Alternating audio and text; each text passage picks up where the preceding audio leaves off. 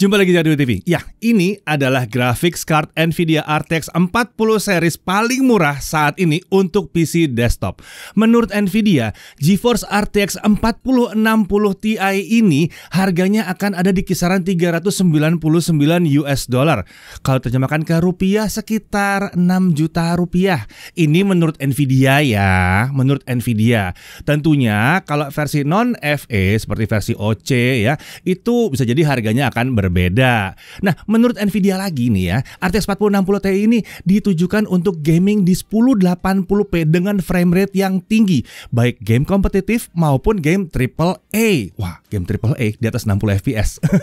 Nah, RTX 4060 Ti ini tentunya diklaim punya performa lebih kencang ya dibandingkan dengan RTX 3060 Ti.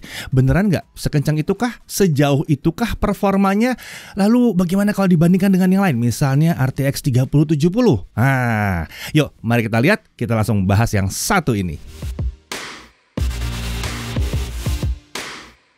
Ya, yang sudah ada di meja pengujian kami ini adalah Nvidia GeForce RTX 4060 Ti Founders Edition versi 8GB VRAM ya.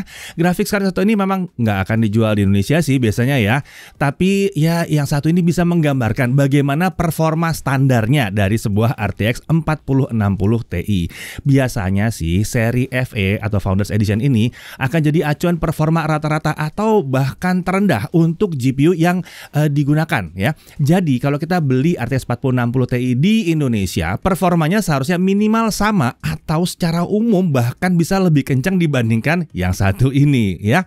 Nah, RTX 4060 Ti ini tentunya masih menggunakan arsitektur GPU paling canggih dari Nvidia untuk saat ini, yaitu Ada Lovelace. Jumlah CUDA core-nya adalah 4352 dengan 136 4th Gen Tensor Core dan 34 buah 3rd Gen RT Cores. Ukuran VRAM-nya untuk yang diuji ini adalah yang 8GB dengan tipe GDDR6. Memori busnya adalah 128 bit. Jangan protes dulu. Yang penting kan performanya ntar seperti apa. Nanti kita lihat ya, kita tes kan kali ini. Nah, sementara untuk nilai TGP-nya adalah 160 watt dengan kebutuhan minimum PSU di 550 watt total ya untuk sebuah PC ya. Jadi ya nggak terlalu tinggi ya kebutuhan dayanya. Jadi lebih hemat aja kalau mau rakit PC dengan graphics card yang satu ini. Nah, untuk konektornya RTX 4060 Ti FE ini dilengkapi dengan 3 DisplayPort dan 1 HDMI. Tidak menutup kemungkinan brand produsen VGA itu bisa memberikan konfigurasi yang berbeda tentunya. Kalau yang ini kan acuan dari Nvidia aja. Sementara untuk suplai dayanya dia menggunakan konektor 12+4 pin ATX 12 VHPWR seperti varian RTX 40 series yang lainnya. Tidak ketinggalan, RTX 4060 Ti ini juga dilengkapi dengan NVEncoder atau NVEnc ya, NVEnc ya itulah ya, dan NVDecoder atau NVDEC ya, generasi terbaru yang sudah support AV1 sekarang. Nah, buat video editing nih pastinya oke banget yang satu ini. Tapi dalam video kali ini kita akan fokus ke performa gamingnya. Oke, sebelum kita masuk ke pengujian game, kita lihat dulu performanya dengan software 3D Mark. Sebagai acuan ya, ini adalah testbed yang kami gunakan dalam pengujian RTX 4060 Ti FE ini. Perbedaan spesifikasi dengan testbed ini tentunya bisa menghasilkan skor yang berbeda ya, bisa, tapi ya kurang lebih nggak jauh lah ya. Oke, mari kita mulai. Untuk graphics score di 3D Mark Firestrike Ultra kurang lebih seperti ini. Ini perbandingannya dengan RTX yang lainnya. Bisa dilihat di sini ya perbedaannya seperti apa. Sementara untuk Time Spy Extreme, nah kurang lebih seperti ini nih perbandingannya, bisa kelihatan ya. Performanya kurang lebih ada di situ. Dan kemudian ini adalah pengujian sintetis dengan Port Royal. Perbandingannya adalah seperti ini. Ya, ini adalah pengujian kemampuan ray tracingnya. Oke. Udah jelas ya hasil pengujian sintetisnya. Sekarang mari kita masuk ke pengujian game. Kami akan menguji 10 game. Sebagian besar emang AAA dengan setting resolusi di 1080p dan kualitasnya akan kita dongkrak setinggi mungkin. Mari kita lihat apakah benar bisa jalan di high frame rate. Jadi harusnya selain Genshin Impact yang terkunci di 60 fps, game lainnya itu bisa di atas 60 fps. Tapi mari kita lihat.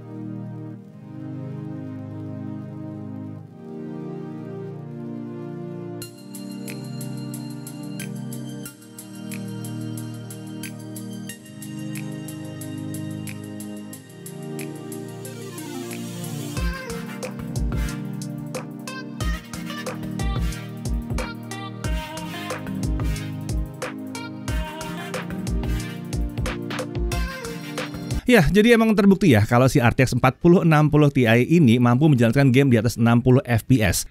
Bahkan di game AAA dengan setting kualitas tinggi sekalipun bisa nih jalan di high frame rate.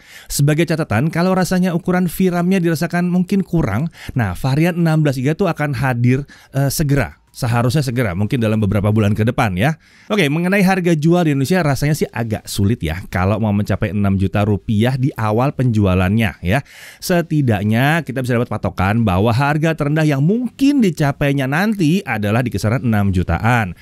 Apakah harga asli di Indonesia nanti pas pertama kali hadir itu akan cocok dengan performanya, masih harus kita nantikan saat Vega-Veganya udah pada berdatangan ke Indonesia. Oh ya, di sini kami juga belum ngetes kemampuan compute dari GPU ini untuk video editing dan 3D rendering misalnya ya. Nah, menurut kalian apakah perlu diuji juga? Tulis di kolom komentar ya. Nanti kalau emang banyak yang minta, kita bikinin juga pengujiannya. Oke, sampai sini dulu pengujian kita kali ini. Saya Dedi Irfan, Jakarta TV.